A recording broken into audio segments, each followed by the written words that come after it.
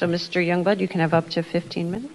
Thank you. Good morning. My name is Scot Youngblood. I'm a physician, and I'm here to discuss the COVID-19 vaccines and how effective they have been during the pandemic, specifically on transmission. I know you are considering extending the COVID emergency here, and I would like to present evidence today that the vaccine mandates enabled by the state of emergency may actually be making things worse. As you can see on the first slide, national leaders have promised the American people that if you got the vaccines, you could not catch or transmit the virus. Next slide.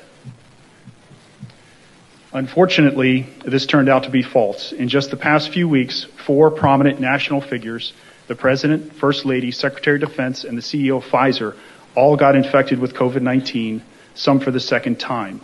All were quadruple vaccinated, all went on Paxlovid, a very strong antiviral medication. Any critical thinker would have to ask the question, 4 shots of a vaccine and you still get it? And when you do, you have to go on a strong medication? It must not be that good of a vaccine. Next slide. Well, so-called breakthrough infections became so common, they dropped the term. And rather than admitting that it wasn't a good vaccine, the CDC literally changed the definition from something that produced immunity to something that stimulated an immune response. Next slide. The only potential justification for a vaccine mandate is if it prevents infection and transmission. All of these promises were made based on no scientific data, as none of the original vaccine studies even looked at these questions. People's careers have been ended and lives have been shattered by mandates based on conjecture, not science. Next slide. So what is vaccine efficacy? It is a relative risk reduction, not absolute. It is relative to the vaccinated or placebo in a study. The original Pfizer trial showed an absolute risk reduction of only 0.84%.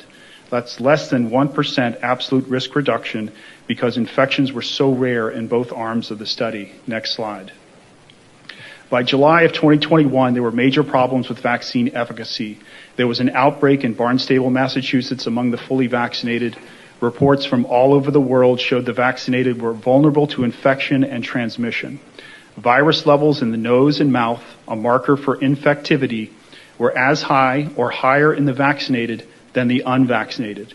The vaccinated had circulating antibodies in their blood, but not in their saliva, making it more likely that they could be spreading the virus while being relatively asymptomatic. The CDC director admitted the vaccines didn't stop transmission. Next slide. And then this pattern emerges around the world. Highly vaccinated countries each saw each new wave getting bigger and bigger. For example, in this slide are Israel, Jordan, and Lebanon, 3 small neighboring countries with similar climates. The original strain infection levels were very similar in these countries, and then vaccinations occur, and Israel became one of the most highly vaccinated countries in the world. And then in the Delta wave, the Israeli cases were 5 times higher, and Omicron, they were 10 times higher. Each wave got bigger and bigger. Next slide.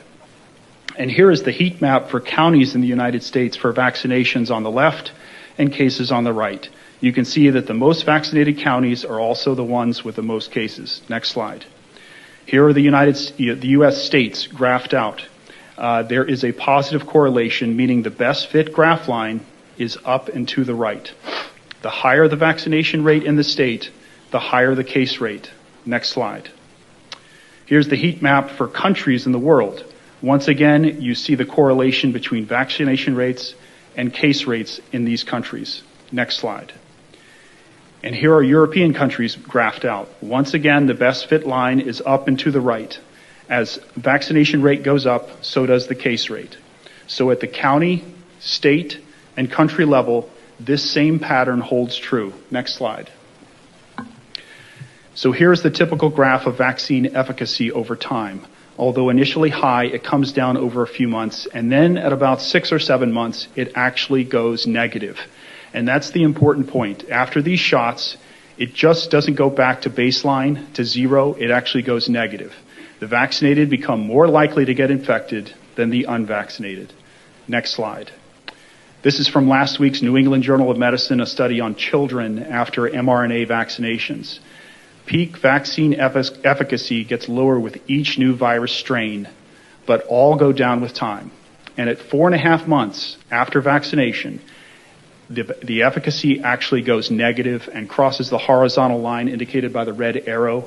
After 4.5 months, the vaccinated are actually now worse off. And the pattern repeats. Next slide. Efficacy gets worse with time and with genetic distance from the original virus.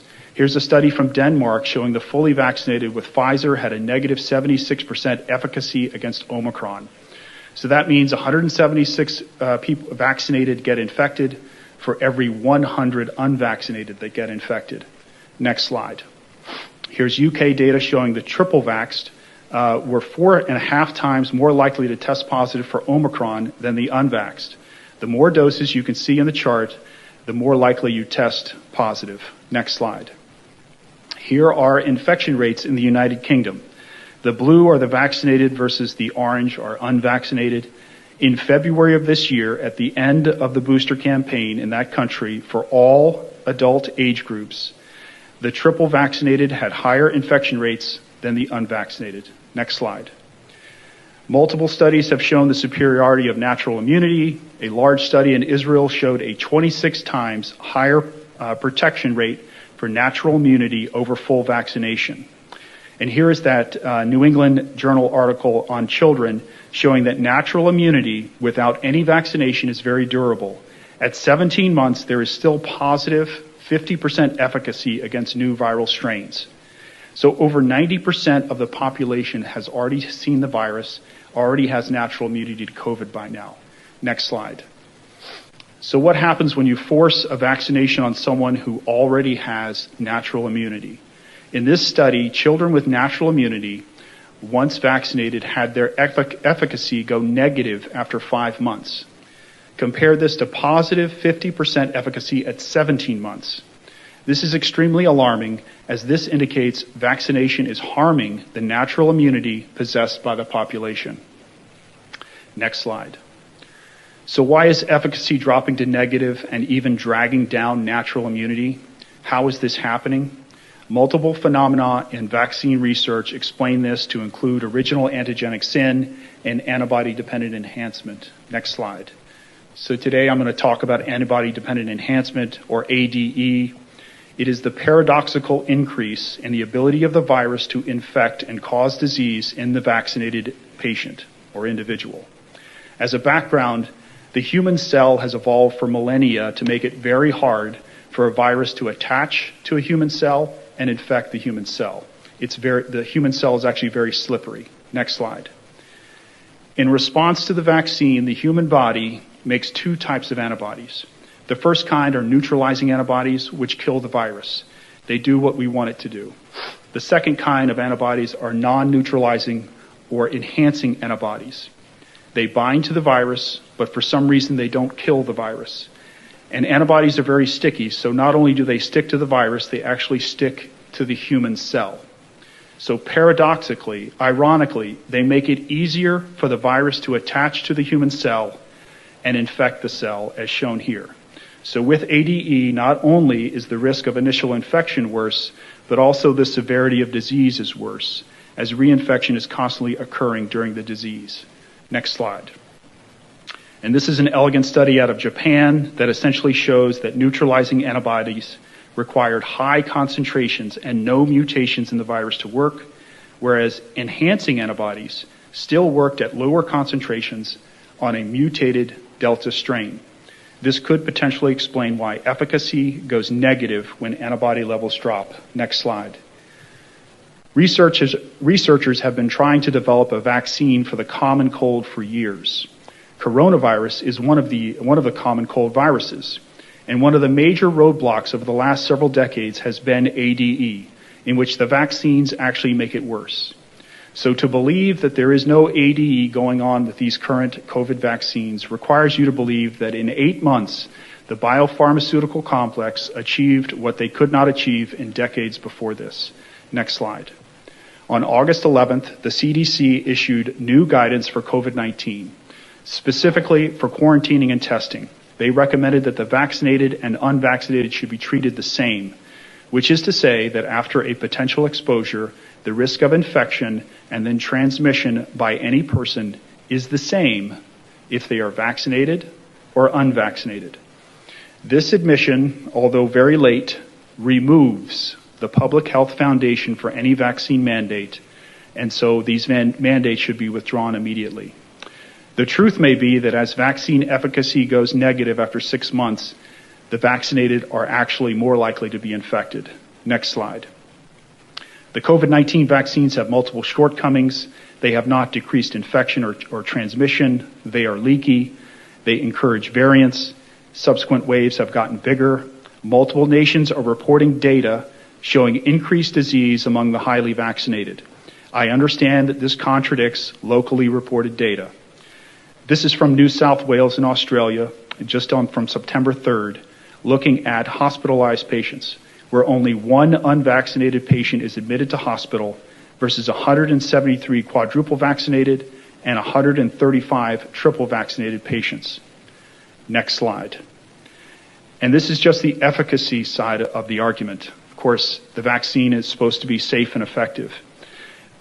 On the safety side, there is a mountain of concerning safety data on these vaccines.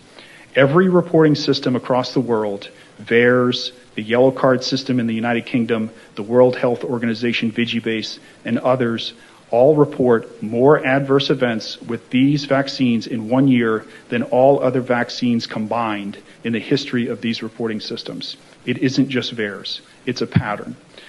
And the data is literally off the charts. Next slide. But the ultimate scorecard with any pandemic response is all-cause mortality, preventing excess deaths, deaths among those that should not have occurred otherwise. Well, according to the CDC, excess deaths were higher in 2021 after the vaccines than during 2020. This shouldn't happen in a pandemic. By the most important measure, these vaccines have failed as a public health intervention. Next slide. In conclusion, we are not going to be able to vaccinate our way out of this pandemic. With enough time, the risk of infection and disease is higher among the vaccinated. Worse still, vaccinations may potentially poison our natural immunity. The CDC's latest guidance removes any justification for vaccine mandates. So based on all this, as you contemplate extending the state of emergency, please ask the question, have mass vaccinations with a leaky vaccine actually made the pandemic worse? Thank you.